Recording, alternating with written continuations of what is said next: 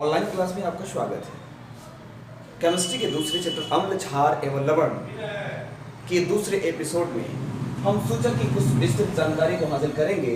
पिछले एपिसोड में हमने सूचक का डेफिनेशन, सूचक के प्रकार एवं उनके प्रकारों का डेफिनेशन पर चर्चा हुई थी। आज हम अलग अलग तरह के सूचकों पर विचार करेंगे कि कौन सा सूचक कैसे काम करता है। उसके लिए आपके सामने एक टेबल दिया जा रहा है, उसको आप गौर से देखें।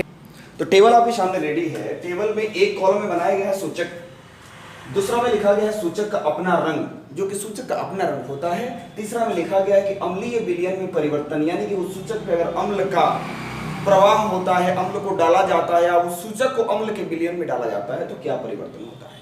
और चौथे कॉलम में लिखा गया है क्षारीय विलयन में रंग परिवर्तन।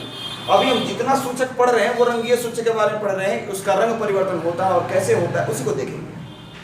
क्षारीय में डाला जाएगा तो क्या परिवर्तन होगा, अम्ल में डाला जाएगा तो क्या परिवर्तन होगा। तो सबसे पहला चीज हमने पढ़ा है लिटमस। लिटमस का सबसे अधिक लेबोरेटरी में यूज किया जाता है, आसानी से मिल जाता है और ये भी एक प्राकृतिक सूचक है। मैंने बताया था कि थैलोफाइटा समूह का एक पौधा है लाइकन, उसी के फूलों के रंजक से निकाला जाता है लिटमस और लिटमस पेपर बनाया जाता है। तो लिटमस पेपर का रंग नीला भी होता है और लाल भी होता है। नीला कलर का भी बनाया जाता है और लाल कलर का भी बनाया जाता है। चलिए सबसे पहले नीला कलर वाले लिटमस पे बात करते हैं। जब कहा जा रहा है कि नीला लिटमस, तो गारंटी है कि उसका अपना रंग क्या होगा, नीला होगा। उस नीला रंग पे अम्लीय विलयन को डालते हैं या उसको अम्लीय विलयन में डालते हैं। जैसे अम्ल का घोल एक गिलास रखा गया है, लिटमस पेपर या तो उसमें डुबा दीजिए या तो लिटमस पेपर के उस विलयन को डाल दीजिए। अगर वो नीला से लाल हो गया तो समझिए कि अम्लीय है। इसमें कह क्या रहा है कि उसका अपना रंग नीला होगा। अगर अम्लीय विलयन में डालिएगा तो लाल हो जाएगा और क्षारीय विलयन में डालिएगा तो कोई परिवर्तन नहीं होगा, यानी कि कोई रंग में चेंजिंग नहीं होगा, नीला का नीला रह जाएगा। थोड़ा सा इस बात को ध्यान दीजिएगा कि अम्ल के बारे में मैंने बताया था कि जितनी भी खट्टी चीजें दिखाई देती हैं सामान्यतः सभी में अम्ल की मात्रा है, और जितनी भी कड़वी या खारा चीज दिखाई देता है वो क्या है, क्षार की मात्रा है। एक दो एग्जाम्पल डेली लाइफ में आपको मैंने बताया था कि जो आपके अगल बगल मिलता है, तो जैसे नींबू है, अचार है, अमरूद है, दही है, जितने भी खट्टी चीजें सब में अम्ल पाया जाता है। क्षार मैंने बताया था कि खाने का सोडा, धोने का वॉशिंग पाउडर, इस सब में क्षार की मात्रा होती है। तो लिटमस की बात हमने कर ली, नीला वाला। अब लाल वाले पे चलते हैं। लाल वाले लिटमस को अपना रंग तो लाल होगा और उसको अम्ल में डालिएगा ना तो कोई परिवर्तन नहीं आएगा, लाल का लाल रह जाएगा। लेकिन अगर क्षार में डालिएगा तुरंत क्या हो जाएगा, नीला। लिटमस क्यों उपयोगी है यही समझ लीजिए। नीला कलर का लिटमस है, अम्ल डालिएगा तो लाल हो जाएगा, तो आप लिख दीजिए कि जो डाला गया है वो अम्ल है, लिख दीजिएगा। क्षार डालिएगा कोई परिवर्तन नहीं होगा। आपको समझ में नहीं आएगा कि अगर कोई विलयन क्षार है उसका कैसे पता लगाएं। इसीलिए लिटमस दो कलर का होता है, नीला भी और लाल भी। एक लिक्विड एक गिलास आपको दे दिया गया और कहा गया कि बताइए कि अम्ल है कि क्षार है, तो सबसे पहले उसको नीला वाले पे डालेंगे। अगर नीला वाला का कलर लाल हो गया तो फटाक से बताएंगे कि ये क्या है, अम्ल है। नहीं कलर चेंज हुआ तो अब लाल वाले पे डालेंगे। नीला वाला पे कलर चेंज नहीं हुआ तो लाल वाले पे डालेंगे। लाल वाले पे डाल के अगर लाल वाला नीला हो गया तो फटाक से बोल देंगे कि क्षारीय है। अब दोनों पे जब चेंज नहीं होता है ना तो उसको हम लवण बोलते हैं, समझ लेंगे कि वो लिक्विड लवण है। तो ये सूचक की बात थी। सूचक नेक्स्ट सूचक है मेथिल ऑरेंज। मेथिल ऑरेंज भी, इसको भी हम प्रयोगशाला में तैयार करते हैं। लिटमस प्रकृति से मिलता है लेकिन पेपर हम तैयार प्रयोगशाला में ही करते हैं। सोर्स उसका प्राकृतिक है लेकिन इसको फुली संश्लेषित है, सिंथेसाइज है, इसको हम प्रयोगशाला में तैयार करते हैं। इसका अपना रंग होता है नारंगी कलर का, संतरा कलर आप कहते हैं अपने एरिया में। तो उस नारंगी कलर का अपना रंग होता है। अगर उस पर अम्ल डालिएगा ना, कोई भी खट्टा चीज का विलयन जिसमें अम्ल की मात्रा होती है, वो नारंगी लाल हो जाएगा। अगर उस पे क्षार डाल दीजिएगा तो ये पीला हो जाएगा। मेथिल ऑरेंज भी बहुत उपयोगी है। अगर नारंगी से लाल हो गया तो कहिए अम्ल है, नारंगी से पीला हो गया तो कहिए कि क्षार है। दोनों में अपना कलर अलग अलग बता रहा है। आगे फिनोल्फथैलीन है। फिनोल्फथैलीन का कलर कुछ भी नहीं होता है, रंगहीन, पानी के जैसे व्हाइट होता है, शीशा की तरह होता है एकदम। उसमें अगर आप अम्ल की मात्रा डालेंगे तो वो रंगहीन का रंगहीन ही रह जाएगा, कोई चेंजिंग नहीं होगा। अगर आप क्षार डाल दिए तो वो गुलाबी हो जाएगा। आगे बढ़ते हैं। सूचक का अपना रंग। हल्दी का क्या होता है, आपके तो घर में हर लोग के घर में हल्दी है, तो हल्दी का रंग आप जानते हैं कि पीले कलर का होता है। तो अपना कलर पीला, उस पर अम्ल डालिएगा तो कोई परिवर्तन नहीं होगा, कोई चेंजिंग नहीं होगा, पीला का पीला रह जाएगा। लेकिन अगर छार डालेंगे आप तो तुरंत वो लाल भूरा कलर का हो जाएगा। आपने कभी देखा है? नहीं देखा है तो हम दिखा रहे हैं। चूना कैल्शियम हाइड्रोक्साइड प्योर छार है वो। आप किसी घर में देखे होंगे कि हड्डी वगैरह टूटता है तो अधिकतर लोग गांव में अस्पताल नहीं जाते हैं, हल्दी चूना मिलाते हैं और छाप देते हैं। हल्दी को मिलाने से पहले उसका कलर आप देख लीजिए एक बार, एकदम पीले कलर का होता है।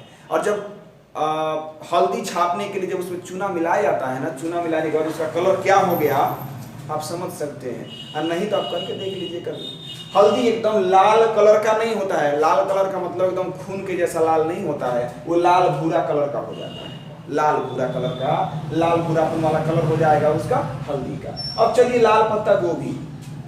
एक पत्ता गोभी होता है जो आपके मार्केट में आता है, वो हरे कलर का पत्ता होता है। एक लाल पत्ता वाला गोभी होता है जो शायद आपने देखा है कि नहीं देखा है, कभी कभी अपने मार्केट में वो कभी दिखाई देते हैं सब्जी मंडी वगैरह में। तो लाल पत्ता वाला जो गोभी होता है ना, वो प्योर खून के जैसे लाल नहीं होता उसका पत्ता, लाल बैगनी कलर का होता है, लाल बैगनी कलर का। यानी कि बैगनी ऐसा लगे कि लाल भी और बैगनी का मिक्सअप कलर है। तो लाल बैगनी कलर का उसका अपना कलर होता है। उस पर अगर अम्ल की मात्रा डालिएगा तो उसमें परिवर्तन नहीं होगा, लाल बैगनी है, लाल बैगनी रहेगा। लेकिन अगर छार डालिएगा तुरंत उसका कलर क्या हो जाएगा, हरा हो जाएगा। कितनी जादुई चीज है कि आप लाल पत्ता ले लीजिए और उसमें छार गिरा दीजिए, भूरा हो जाएगा। बोलिए हम जादू दिखा रहे हैं। ऐसे कई जादू वाले लोग आते हैं, दिखाते हैं, आप समझते हैं जादू है, लेकिन सब साइंस से रिलेटेड है। आगे थोड़ा सा बढ़ते हैं हम। एक लाल शलगम है। लाल शलगम आप समझे या नहीं समझे, लेकिन चुकंदर आपसे कहा जाए तो समझ लीजिएगा। आपके यहाँ अगर उसकी उपज होती है तो देख लीजिए, नहीं तो शादी विवाहों में वो लाल चुकंदर आता है सलाद काटने के लिए। वो चुकंदर का अपना कलर होता है बैगनी, अपना कलर होता है बैगनी। अगर उसमें अम्ल का विलयन डालिएगा तो परिवर्तन नहीं होगा, लेकिन छार का विलयन डालिएगा तो बैगनी से पीला कलर का हो जाएगा। बैगनी से कोई पीला कलर का हो जाए तो कितना अजीब बात लगता है देखने में, आप समझ सकते हैं। एक है हाइड्रेंजिया का फूल, उसका अपना कलर होता है नीला। हाइड्रेंजिया का फूल का अपना कलर होता है नीला। उसमें अगर अम्ल का विलयन डालते हैं तो कोई परिवर्तन नहीं होता है, लेकिन अगर उसमें छार का विलयन डाल देते हैं तो गुलाबी हो जाता है। अब आप एक्सपेरिमेंट कीजिएगा तुरंत कि सर ने बताया कि नींबू में अम्ल की मात्रा होती है। आप खट्टा चीज को डालना स्टार्ट कर दीजिए शलगम पे, इसमें तो परिवर्तन होगा ही नहीं। अम्ल में बहुत कम परिवर्तन देखने को मिल रहा है, देख रहे हैं आप, परिवर्तन बहुत कम है। छार में परिवर्तन बहुत ज्यादा है। छार से चेक कीजिए ना, हल्दी में चूना डाल के चेक कर लीजिए। लाल पत्ता गोभी आपको मिलेगा नहीं, चुकंदर मिलेगा, चुकंदर पे चूना वगैरह डाल के देख लीजिए कलर कैसा हो जाता है। तो ये एक्सपेरिमेंट घर पे आप कर सकते हैं। तो अभी हमने क्या पढ़ा, सब रंगीय सूचक का लिस्ट था, ये लिस्ट सूचक का नाम हो गया, इसमें इसका अपना रंग हो गया। अम्ल डाला जाएगा तो क्या परिवर्तन होगा, और उसके बाद से छार डाला जाएगा तो क्या परिवर्तन होगा। आज हमने यही सीखा। इसके बाद से हम चलते हैं गंधीय सूचक की लिस्ट पे। गंधीय सूचक की लिस्ट आपके सामने है। सबसे पहला है प्याज, तब है लौंग का तेल और वैनिला। इसमें लिखा गया है कि एक विशेष प्रकार की गंध, ये रंग तो है नहीं कि हम लाल पीला काला भूरा उजला लिख दें, संभव तो है नहीं। आपसे पूछा जाए कि सब्जी महक रहा है, कैसा महक रहा है, बता दीजिएगा, नहीं बताइएगा। महक में दो ही तरह के लोग अभी तक उसको स्पष्ट कर पाते, अच्छा महक रहा है और खराब महक रहा है। अच्छा महक रहा है और खराब महक रहा है, उसको तो नाम नहीं है कि ये महक लाल महक रहा है, ये भूरा महक रहा है, कोई भी नाम ऐसा नहीं। तो प्याज के पास एक विशेष प्रकार की गंध होती है, विशेष प्रकार के कह रहे हैं कि उसका अपना गंध होता है, जैसा भी महकता हो। उस पर अगर अम्लीय विलयन डालिएगा ना, कोई भी खट्टा चीज डाल के देख लीजिए, अम्ल डालिएगा तो परिवर्तन नहीं होगा, लेकिन छार डालिएगा तो पूरा का पूरा गंध समाप्त हो जाएगा। चूना डाल के चेक कीजिए प्याज में, तो अम्लीय विलयन में उसका परिवर्तन नहीं होगा, जैसा महक रहा है वैसे ही महकेगा जैसा पहले महकता था। लेकिन अगर क्षारीय विलयन में डालिएगा तो उसकी जो महक है, गंध है, वो समाप्त हो जाएगी, वो महकना बंद कर देगा। क्लियर। नेक्स्ट है लौंग का तेल। लौंग का तेल आप देखें, नहीं देखें तो आप मेडिकल में जाइए, वो छोटा सा लौंग का तेल का डिबिया मिलता है, वो दांत दर्द वगैरह में यूज आता है। लौंग तो आप देख ही रहे हैं, मसाले वगैरह में आता है, पूजा वगैरह में भी लगता है। उस लौंग के तेल का भी अपना गंध होता है। डॉट डॉट लगाएं, इसका मतलब अपना गंध है उसका। तो इसका अपना गंध होता है। उस लौंग के तेल पे अगर अम्ल डालिएगा ना, अम्ल समझ रहे हैं ना, खट्टे पदार्थ में अम्ल मिलता है, तो उसका गंध पूर्णतः खत्म हो जाएगा, जो महक था वो महक क्लियर खत्म हो गया। और जब क्षार में डालिएगा तो उसका महक खत्म नहीं होगा।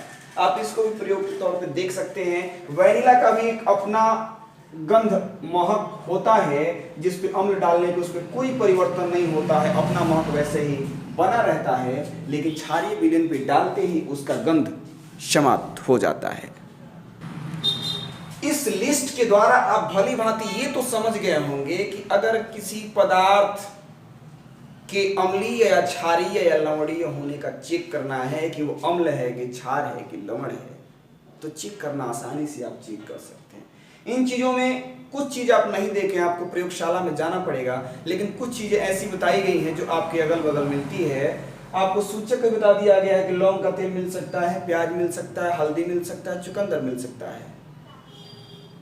चेक करना है अम्ल क्षार लवण का, तो खट्टे पदार्थ सबके सब अम्ल होते हैं, उसमें चेक कर लीजिए। वो अम्ल नहीं होते, अम्लीय पदार्थ होते हैं। अब दही को अम्ल मत कहिएगा आप, दही अम्लीय पदार्थ है, यानी कि दही में अम्ल की मात्रा है, दही अम्ल नहीं है। अमरूद में अम्ल की मात्रा है, अमरूद अम्ल नहीं है। नींबू भी अम्ल की मात्रा है नींबू में, नींबू पूरा का पूरा अम्ल नहीं है। चूना क्षारीय है, क्षारीय पदार्थ है, क्षार की मात्रा होती है। तो आप अच्छे तरीके से चेक कर सकते हैं कि कौन पदार्थ अम्लीय है और कौन पदार्थ क्षारीय। हमें अम्ल, क्षार और लवण के बारे में ही विस्तृत जानकारी हासिल करना है। तो अम्ल में थोड़ी सी और विस्तृत जानकारी आगे बढ़ते हैं।